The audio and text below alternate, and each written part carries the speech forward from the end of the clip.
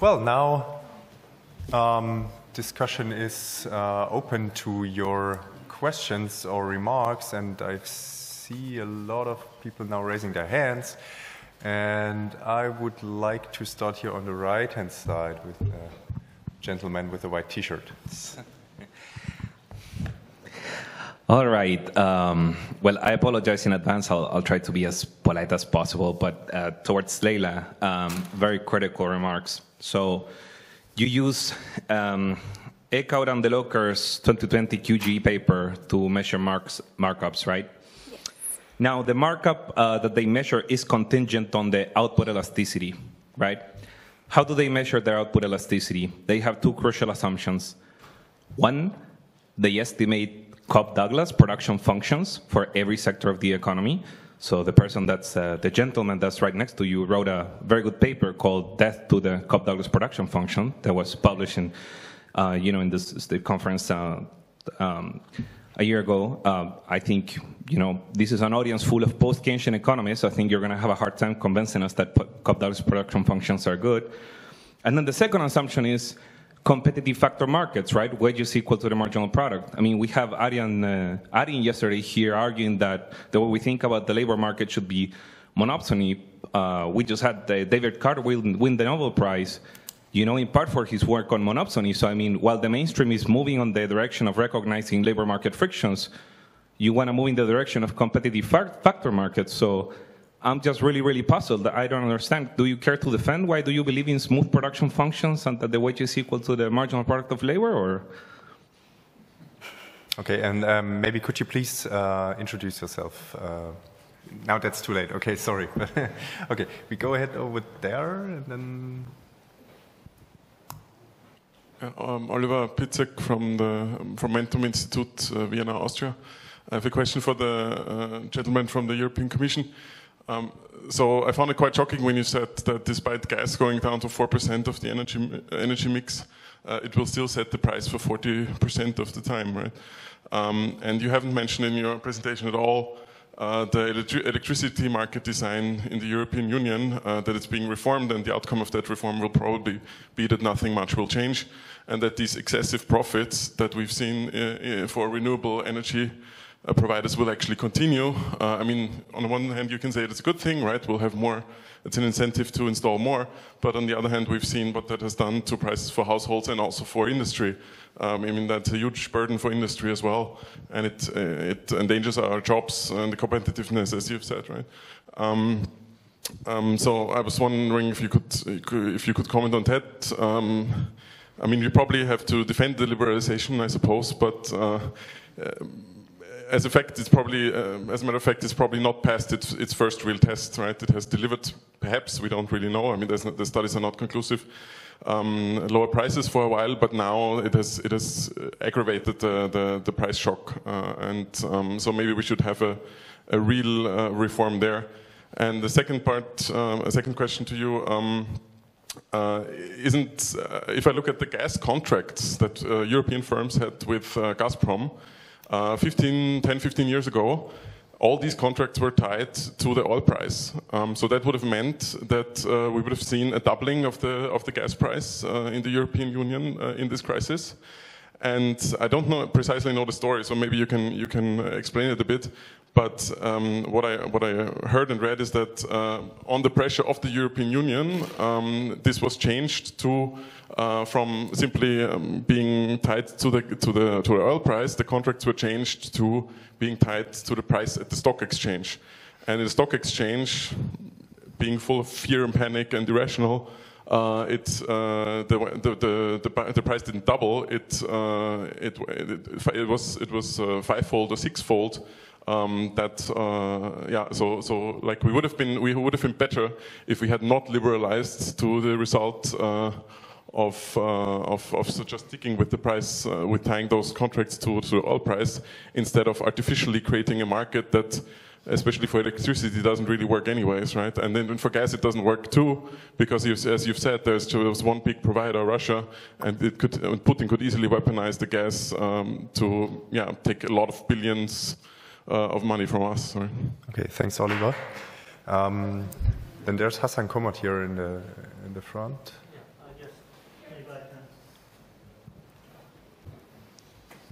Thanks a lot. Hassan Jomert from Trinity College, Hartford. So my question naturally to Christian. I mean, there are a lot of comments, but just quick questions, 3, 4.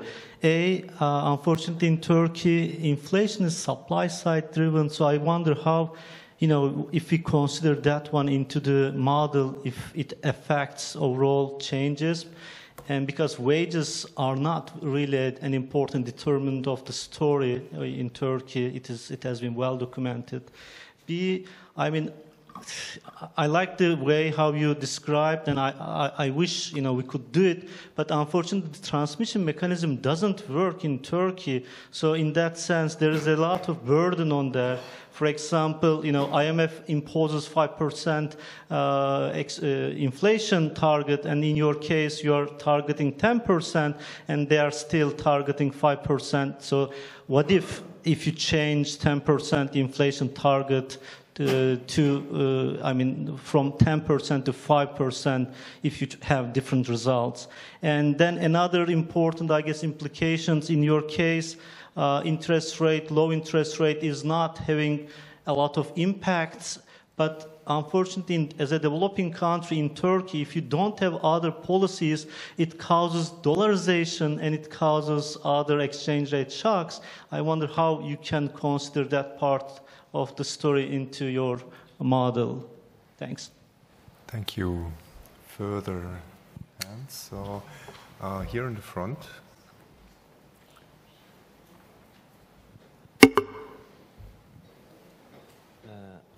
Michalis Nikiforos. Hi, thank you for the 3 presentations. I've talked about them a lot with Leila and Christian, so I will address a couple of questions to Mr. Gil-Tertre. My first question is, you showed a graph with the imports of gas, and the imports in 2021 and 22 are more or less the same, 330 something. My question is, how much gas imports in total, not only from Russia, in total decreased, and also how much energy consumption decreased? Meaning, gas consumption was replaced with other sources of energy? So overall, did the energy intensity, let's say, of production, did it decrease or not over the last 2 years? There is a big debate about the substitution of energy with other. So in Germany there was this big debate. So it would be interesting to know that. My second question is, you talked about financing the green transition, and you showed the comparison with China and the US. And China and the US, they have a very clear way to finance the green transition. There is a public spending, very aggressive public spending that does that. Why is the European Commission so reluctant to follow the same path, and we're still looking for ways to finance when, it's very clear that it's working in China and the US? Thank you. Thank you. Eric Kempenedict, Stockholm Environment Institute. This is a question for Leila. I just noticed on the graph for the systemically important sectors that oil and natural gas always move together, petroleum, oil, and natural gas always move together, which makes sense. Chemicals always moved opposite to them. Those 3 are feedstocks into the chemical industry, and their prices are set in international markets for the oil, natural gas, and petroleum. And so it's just kind of a windfall. What happens? If chemical prices were just fixed, if they just never changed their prices, and oil and natural gas and petroleum prices are fluctuating with global markets, then their markups would go in opposite directions. And so it would be entirely passive. So I guess I'm wondering, what causal story do you have in mind? I think of, setting markups, having market power, and so on. In this case, just holding the price constant could lead to that pattern. Okay, thanks. And I'm going to have Özlem here in the first row, and then the other questions will go in the second round, okay? Thank you very much, Özlem Onaran, University of Greenwich. Excellent panel, all three speakers. My question is to Leila. Really lots of work. Thank you for doing that with also so short notice, because the data comes really late for the interesting year of 2022. I wonder if you have looked at the distribution of firms. I'm sure you have, but in terms of who have increased their markups versus who have experienced fall in markups. We have just looked at the British data of all companies, not just the listed ones. There's the heterogeneity at both the top and the bottom is really huge. And I wonder if you were to calculate what De Leclerc had done in terms of contribution of the rise of the markups to inflation. He had done that for the period before the pandemic. I mean, to be able to do that, we are waiting for the data to really come from all the firms, not just the listed firms. The graph we have dates back to May, and it's probably only 1/4 of the firms. But to quantify that, I think will be very important, because when you have so much diversity, all you see is actually markups has increased at the bottom, okay, at the top, but diversity is huge. And I wonder if you have had any chance to do some analysis of those firms who were able to increase versus who faced really squeezes in the profits, and what the policy implications of this will be. Thanks. And I think we go in reverse order with the presentations and start with Miguel. Yes, no, thank you very much. I mean, the questions are really excellent. So what is the reform of the electricity market design about? I mean, I think it's about softening, you know, this situation, protecting the consumers, basically, because there's always, and this is something, you know, that is probably not well known, but I mean, there is always the possibility to regulate retail prices in the European Union. The member states, you know, they are doing it. I mean, we have seen these, you know, very significant moves during the crisis, and there has always, there has also been the possibility in circumstances where, you know, you were mentioning windfall profits, to capture part of these windfall profits. It's a difficult exercise from a regulatory point of view, because, as you were mentioning yourself, you want to promote renewables, and we had, you know, this record level of 56 gigawatt of renewables in 2022, precisely because of the high fossil fuels and the profits that the sector had.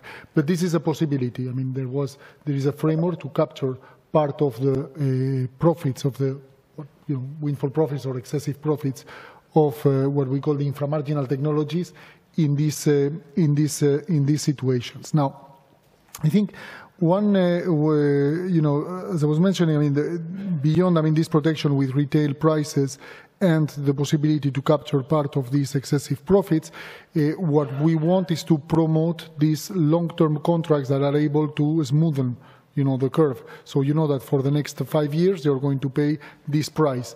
And, you know, the supplier also knows what he's going to get in exchange. And we bring certainty to a market that is having more and more uncertainty due to the volatility brought by renewables, which is inherent into the system. So I think that this is an important point, because we have the volatility that comes from the moments where there might not be wind or sun, plus the volatility that we see in the commodities markets. I mean, all of this should not be translated into the final user or to the final household, and this is part of the, you know, the objective that we have with this electricity market design. I think one important point as well is the counterfactual. I mean, we might think, you know, that the market doesn't work, but as I was mentioning before, we didn't have any blackout in Europe, despite having to, you know, look for gas almost everywhere in the world and try to make sure that the system could cope with this situation. I mean, the costs that blackouts might have on the overall economy are huge. And, you know, the way, let's say the simplest way we have found, you know, to make sure that supply and demand, they meet at any minute of the day, is this marginal pricing system, where, you know, if there is a need to activate a gas or a coal power plant in any specific minute, because we cannot serve the overall electricity, there is this signal. Of course, that brings prices to the roof, so we need to find methods smoothen, the curve for these situations. I think the same goes, the counterfactual, the same goes for this story of, how contracts, to what contracts of natural gas should be indexed. I have to say, the contracts for natural gas, this is something secret, it's part of, commercial agreements. Sometimes, because there is a specific court case or anything, we get a glimpse of, what are the formulas for indexation of these long-term contracts on natural gas. The formulas are huge. It's not indexed. It's not 40% of the, price of the spot price on a given day. It's very complex formulas, but it is true that because the prices of oil at some point, were very high and they were diverging from the prices of natural gas, there was this decision or, this move to index less and less to oil prices, the prices of natural gas. Now, what we are seeing is that if they had been indexed, in the past crisis, it would have been better. But probably the 10 previous years, it would have been worse. So it's always, a difficult, exercise. Ourselves, what we are trying to push is for an indexation that is closer to supply-demand fundamentals. So, to give you an example, if one looks at the graph of the natural gas prices in the EU, so in the EU we have the index which is called the Dutch Title Transfer Facility, the TTF. Just to cut a long story short, but I want to give you the whole answer. The price in the system in the Netherlands became the de facto, let's say, index for the rest of the EU. And the reason was that the Netherlands was a hub for natural gas because, the gas from Russia was coming to the Netherlands, the gas from Norway, the gas from the UK, they had LNG terminals. So basically they had gas coming from a lot of different places. So the average price of, the gas injected to the Dutch system became the de facto index for Europe. Now, there were bottlenecks, as you know, in the absence of Russian gas, and then, it became a little bit, the roller coaster that we know from the past. But if we compare the TTF to the index in the US, which is Henry Hub, it is called, Henry Hub has been very stable in the crisis because the US is a producing country. So what we created during the crisis is, and it is published daily on the website of the energy regulators, is an LNG benchmark. So every day operators can see the actual price of the gas injected in the system. So the price of the cargoes that have brought gas into the EU, and one can see that is much less volatile than the spot price in the exchanges. And we are, let's say, asking more and more companies to take, this reflection of the actual price, in their contract. It's a bit difficult because, the TTF is also, it's widely used because it has a lot of liquidity. I have to say there are 30, what we call the churn rate, but there are 30 operations for every BCM that comes into Europe. So there's a lot of paper, being created. Now, there was also, a question related to the imports of gas and how it relates to consumption. So consumption, as I was mentioning, has decreased by 19% in the EU compared to the previous 5-year average. So basically, we are consuming, almost 20% less gas in the EU as a result of this crisis.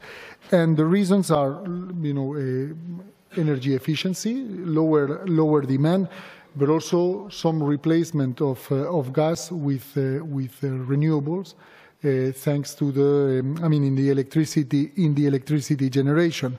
So all in all, I think there are good and bad reasons. I think, efficiency in the economy is a good reason, lowering the demand is a good reason, but, in energy-intensive sectors, they have suffered a lot. So basically, you have sectors like fertilizers, chemicals, glass, that have stopped part of their production in Europe and that have moved their production away. This is, what has happened. And then you had a final question on, the difference in the way the EU. Basically, economists, we like to think in trilemmas, no? And I think we are facing a trilemma here with the green transition, which is, let's say, restrictive fiscal policies, advancing very fast with the investments of the transition and having part of the, in the industry or the clean tech that delivers the transition, locally. So what, it's been called as reshoring, no? And the US, the way they have addressed this trilemma with the Inflation Reduction Act is to get rid of the, fiscal restrictive policy. So they say, we advance fast with the transition, we reshore, we have the industries, in Texas or in other places.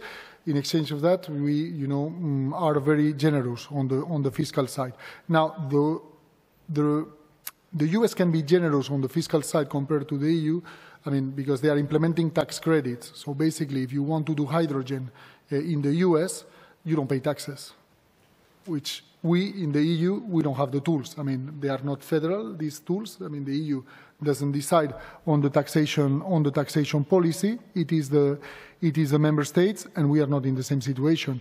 So I think this is something that will come into the debate because, the jury is still out. I think that we still have to see and assess, how the Inflation Reduction Act is panning out. I don't know if it's a success. I see some figures on specific sectors and some, anecdotal elements on specific industries.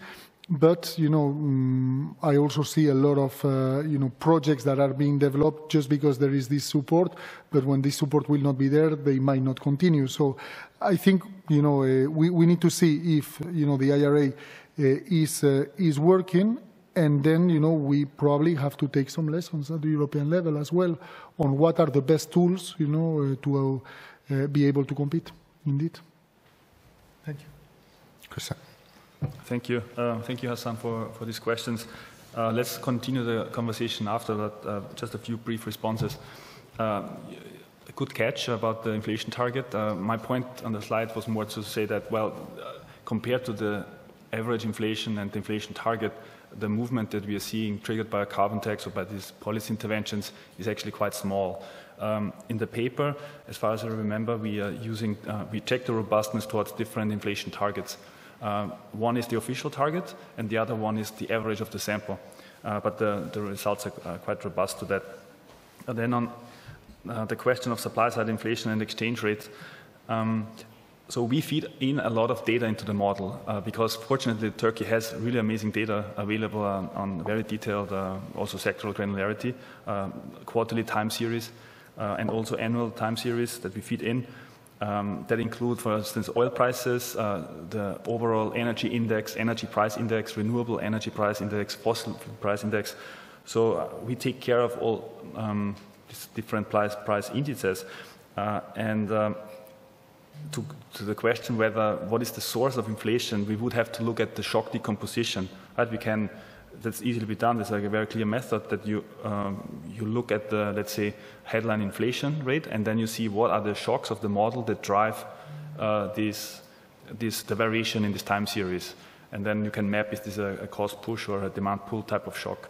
That's an exercise that we can do. We haven't done yet. Thank you, and I'm handing over to Leila. Okay. Okay, Alejandro. So, what I think what I meant to say, and maybe I skipped over it, is that I'm using a constant elasticity, and so I don't think that your concern applies. What that means is that I have it across time and space. Basically, I'm scaling the sales to COGS ratio by a constant number. So I basically have a markup of sales over COGS. Why am I using that if that's all I'm doing? Well, I'm interested in being able to put my trends and the magnitudes, the levels that I show in the context of previous work. And that's the work by DeLocher. It's also the more recent work by Mike Konzel. And so I think, if anything, what I'm doing is, if I got rid of that scale, the trend looks exactly the same. It doesn't change a single thing that I said tonight.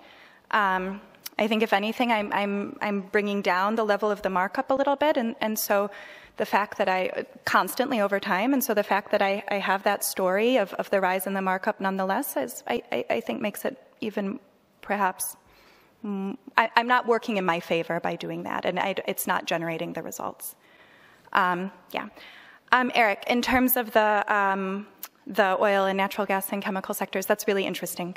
I want to think more about that. I don't have much to say other than that with the firm data. I'd like to talk to you more about it. With the firm data, I don't have really good details on costs, so I think that's really like a industry level thing you're pointing to, but that's very interesting.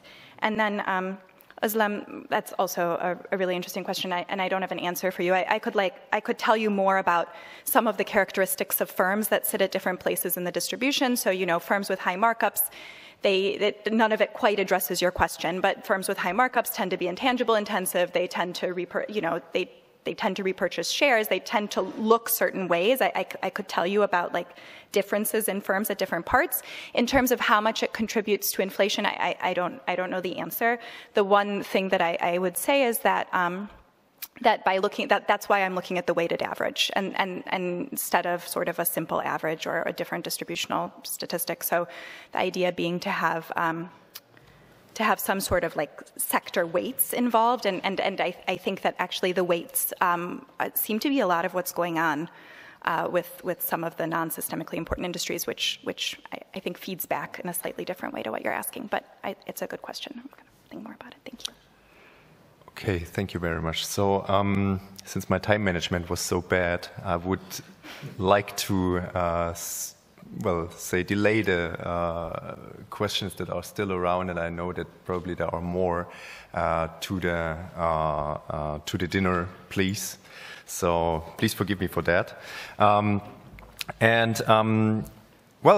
would like to thank again our three distinguished speakers for their nice contributions and.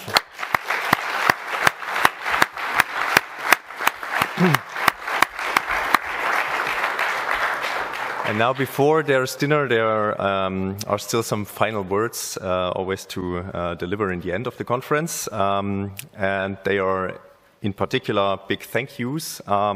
So first of all, there's a thank you to my fellow co-organizers of this conference, Tom Bauermann, Jan Behringer, Thorsten Nichoy, Özlem Onaran, and Andy Watt. Thank you very much.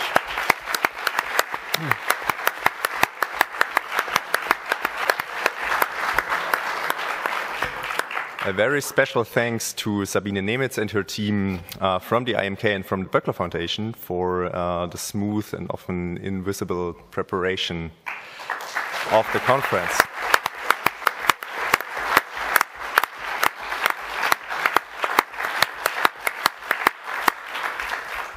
Also thanks to our student assistant, Felicitas Kaiser, who was also very much involved in preparation of this conference and also of the evenings here. So thanks a lot, Felicitas, again.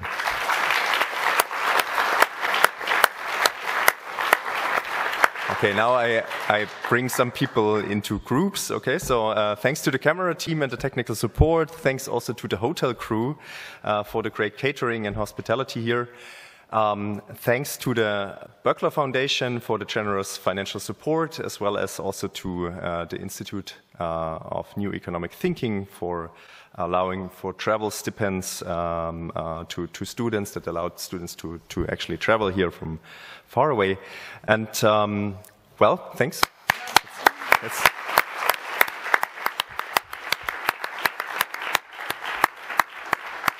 And then in the end, well, thanks to all of our plenary speakers again in all of the three sessions, and also thanks to all of you for having been here, for your interesting papers that you presented, and also to the thoughtful discussions that we had during the breaks and also during the sessions. Thanks a lot.